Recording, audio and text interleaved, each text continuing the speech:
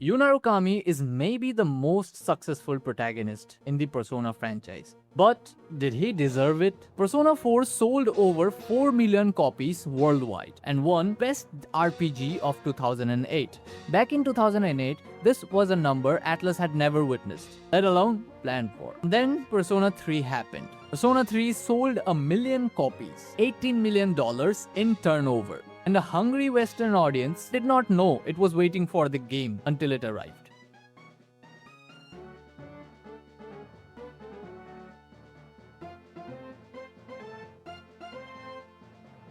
And what Atlus did next with that momentum, the decision they made in that window, is exactly what makes the Yu Narukami situation so strange.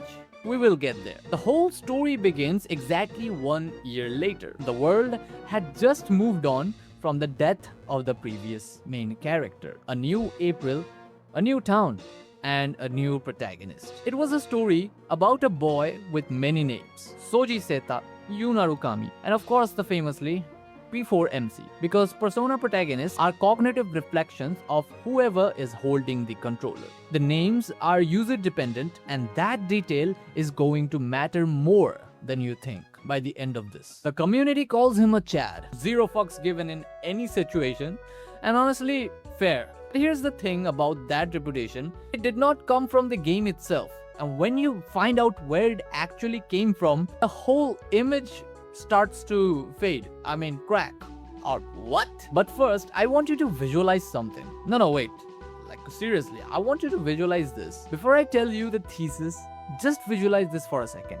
Kanji, his shadow forced him to stand in his own shame about masculinity and desire in front of everybody, including himself. Risa, her shadow said there was no real Risa underneath the idol.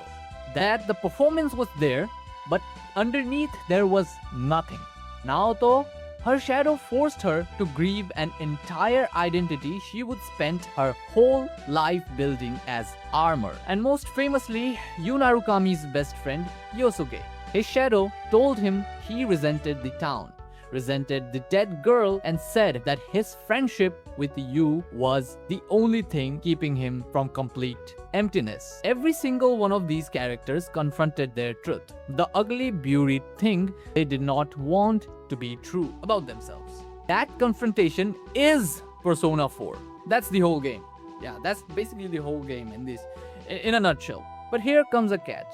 The main protagonist himself does not do this action. And when you go looking for it, finish the game, do the post-game, dig through the lore, you won't find any extracurricular reason behind this. And when people pushed Atlus on this directly, their explanation was so strange, so weirdly defensive as well, that it raises a bigger question than this. I'll show you that explanation in a bit, and you can decide for yourself what it means. Because the whole irony is that Persona 4 is a game about confronting your own truth, and its main character, the one the entire game is revolving around or built around, is the only person in the game who never has to confront his truth. How does that happen? Like, why did Atlus let that happen? Now, the question is not whether Yu Narukami is a good protagonist. The question is whether Persona 4 ever actually met him. The shadow mechanic in Persona 4 is a psychological thesis. Now, we won't get too deep in Carl Jung's idea of the shadow in psychology, but Atlus commits to it completely, especially in Persona 4. Every dungeon, every breakdown scene, every boss fight, all of it exists to deliver one single message. The truth about who you are will destroy you if you keep running from it. The only way through is acceptance. That's the core of Persona 4. The game conveys this message out loud through multiple characters. It is the spine of the entire Persona 4 experience. Golden experience. That's why I need you to understand this rule before we go any further.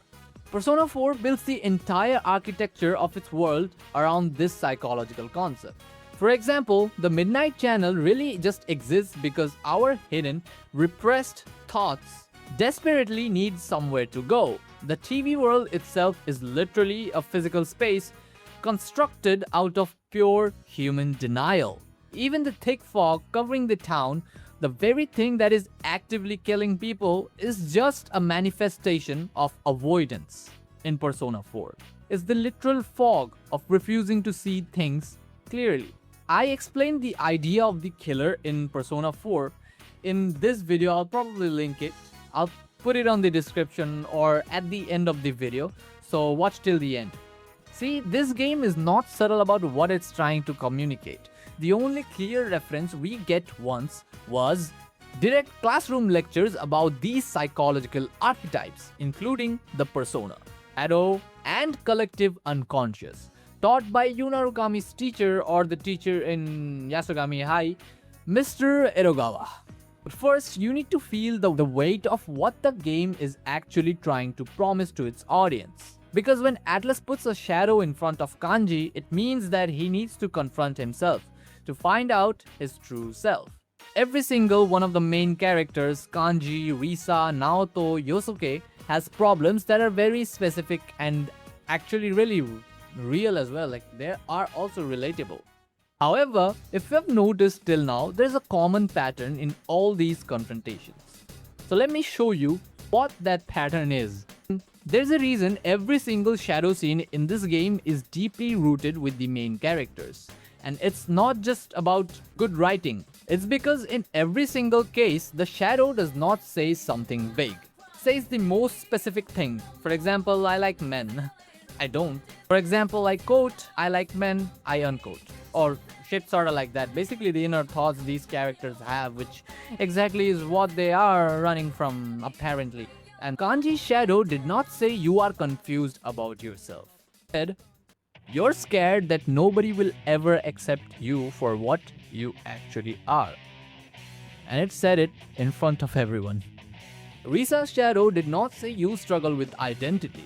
It said, there is no you underneath the performance. You are nothing without the mask.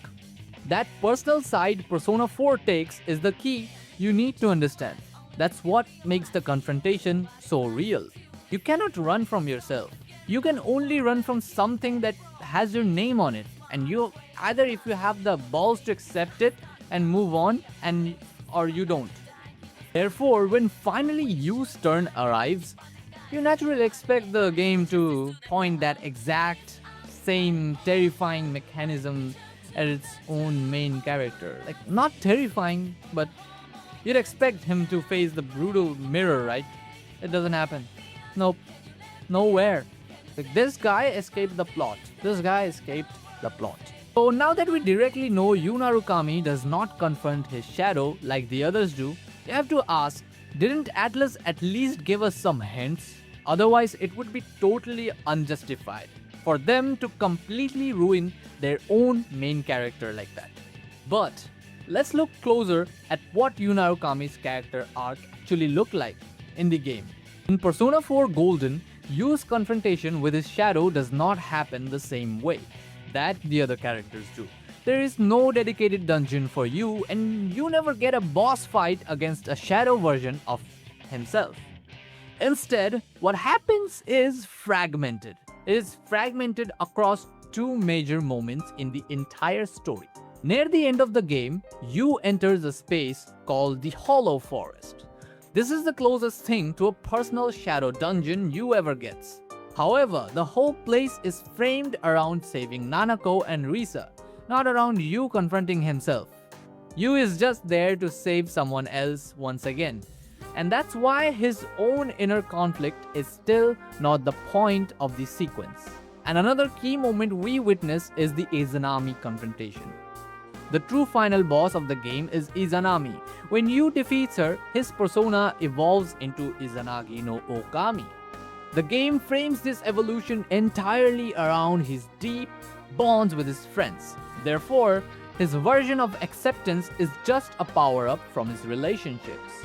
Every social link he maxed out contributes to the final attack, making it a reward for his friendships, rather than a confrontation with a repressed truth. This is why other media tried to fill that gap. Simply because the base game is so thin on his actual identity.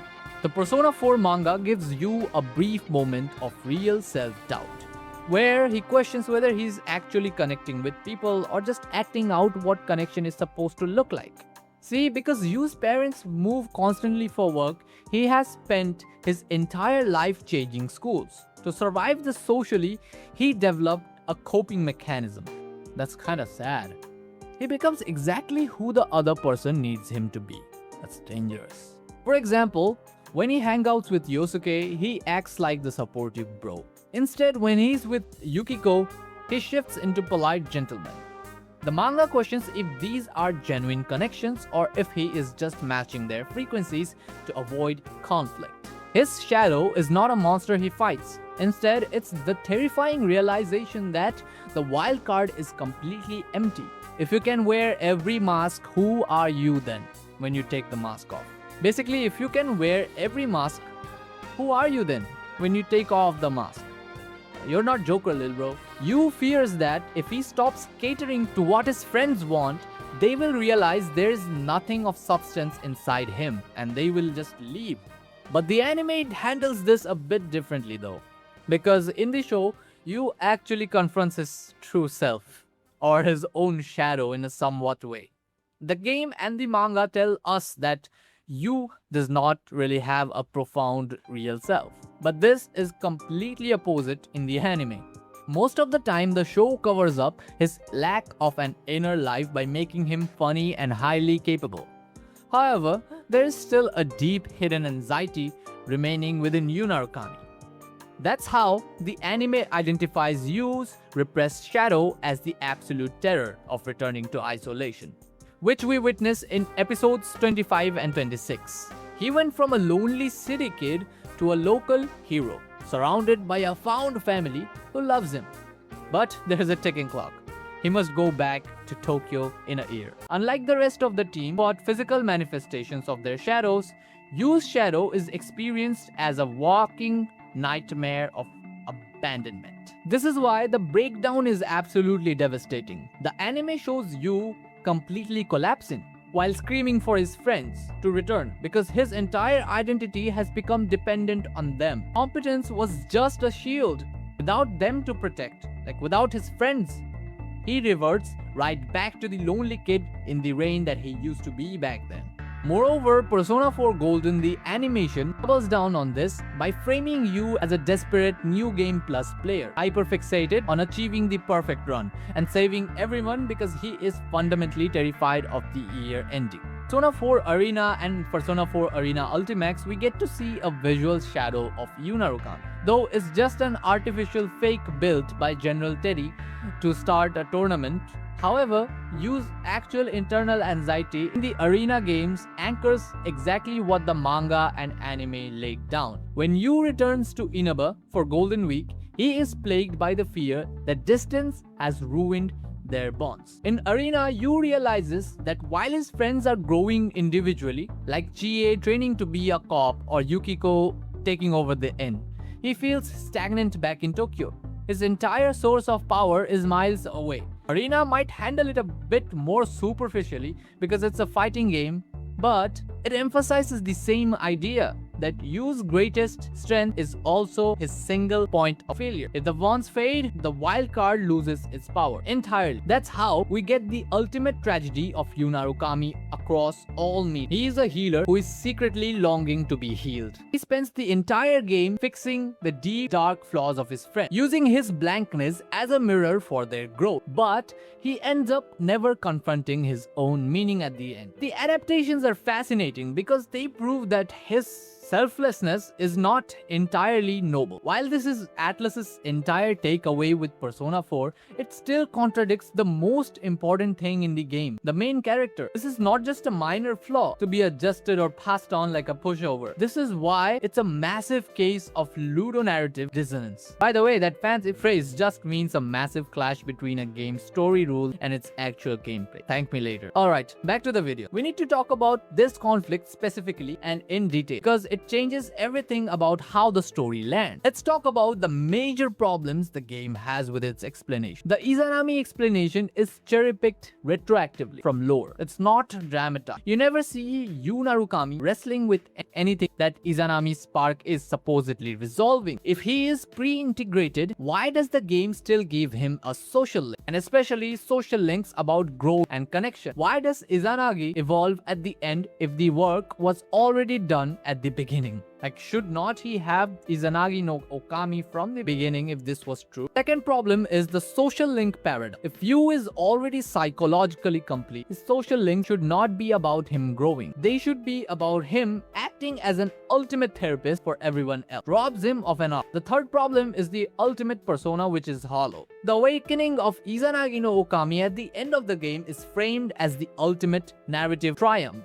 It's a crystallization of his bonds, but if the heavy lifting was done by a god at a gas station acting as an attendant before the game even started, you did not earn that evolution. He's just chosen, bro. The fourth problem is that it exempts the protagonist from his own game's rule. The entirety of the game establishes that shadows emerge from repression. Everyone has one, because everyone feels repression. If Yu genuinely has something repressed, he's not a person in the psychological framework the game built. He's a saint. In Jungian psychology, the shadow is not a defect. It's a fundamental component of being human. To have no shadow basically means you have no unconscious mind. By excluding Yu Narukami from this rule, Atlas did not make him a well-adjusted person. They made him a psychological anomaly. I think he's just an alien at this point. Because Yu is excluded, he is denied the dignity of a flaw. He does not have to admit that he's scared, jealous, or lonely. Making him a flawless saint who acts as the arbiter of everyone else's truth, the game violates own taste. Face your true self, or pursuing your true self. You never has to face his because the narrative cheats for him. This is a goddamn cheat code. Problem 5. Adachi and Mary got the same spark. This is the ultimate narrative plot hole in Izanami's spark defense. Izanami explicitly states that she chose 3 outsiders to represent different facets of humanity's desire, and the rest of the 2 experiments were Adachi and Mary, and the first one being Yu Narukami. Adachi became the murderer and Mary repressed herself, her own identity entirely. The spark clearly does not pre-resolve psychological conflict. So why does it do it for Yu specifically? If the spark itself is what allowed Yu to bypass his shadow, why didn't it do it the same for Adachi and Mary and Namatame eventually? Adachi clearly has massive toxic repression, his entitlement, his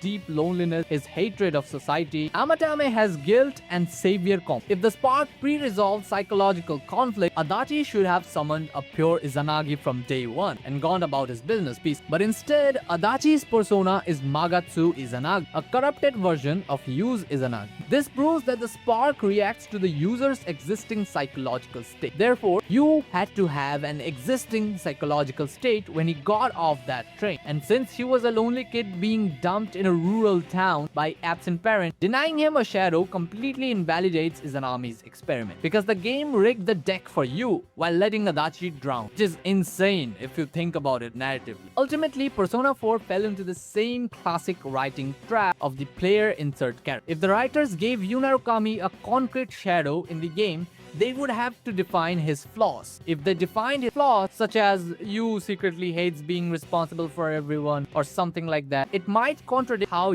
I'm talking about you, the player, want to feel while playing. And to save the player's ego or our egos, they sacrifice the consistency of their own lore.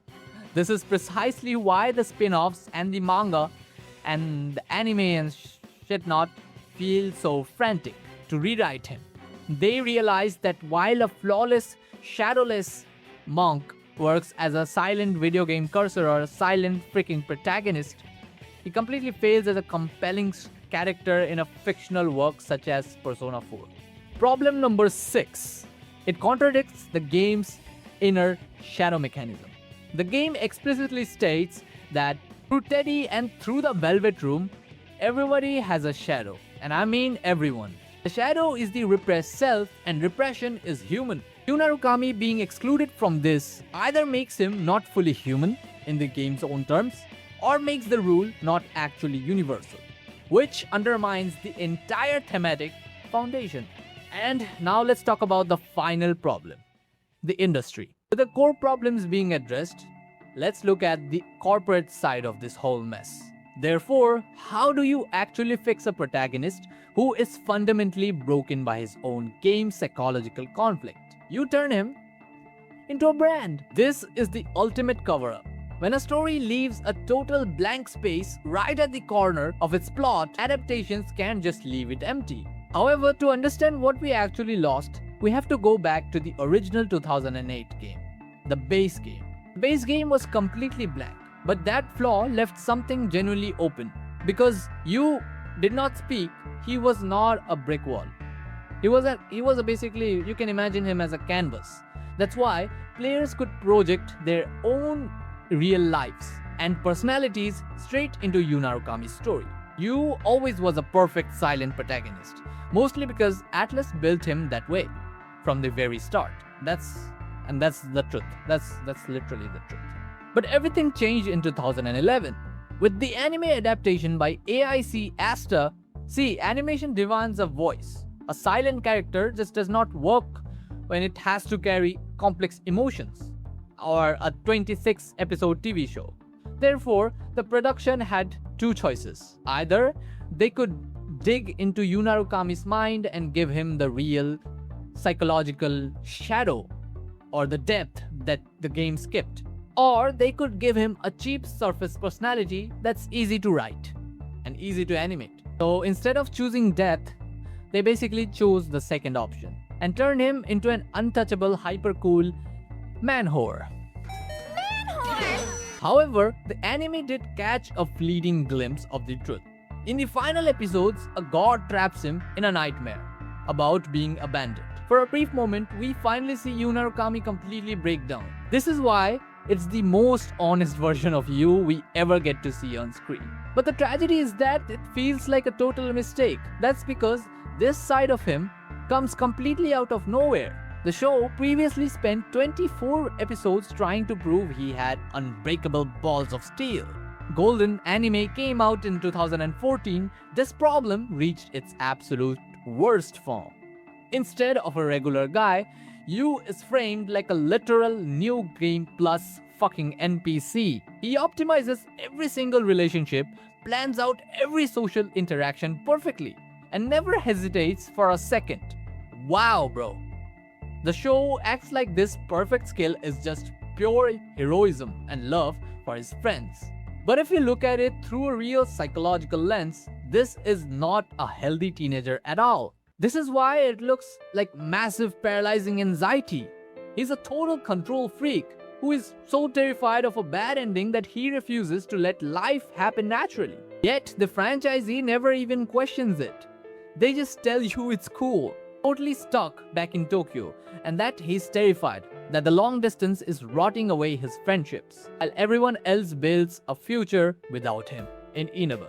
This could have been an incredible arc to show his growth as a human being. But that anxiety never gets any real screen time. Instead, it just happens off screen. The story immediately pulls out and reminds you that don't worry, it's just a fake puppet built by Teddy. Why not give him a real one? Why not giving a real one? Because a real unconscious mind has real flaws, and a corporate asset is not allowed to have those. And that's why this is the ultimate tragedy of Yu Narukami. The original game left an empty space that could have been filled by one of the most interesting takeaways or stories in JRPG history. The story about confronting your actual true self. The story about a lonely kid who puts on a perfect mask because he's terrified that if he takes it off, there's nobody home. A healer who fixes everyone else's pain but lets nobody see his own. Shuji Sokabe wrote this masterpiece in the pages of the manga. But a story that dark does not sell keychains. A character that messy can't front a rhythm game. Instead, the industry sold us a human disguised as a shadow. But don't get me wrong, this whole perfect silent version of Yu is still incredibly fun to watch. His life feels great as long as his friends are around and the game completely nails it. Honestly, I absolutely love Persona 4 ending and I have no criticism about it. But it still stings that such a fascinating human being got buried right underneath the gameplay value. And we ended up celebrating the exact thing that killed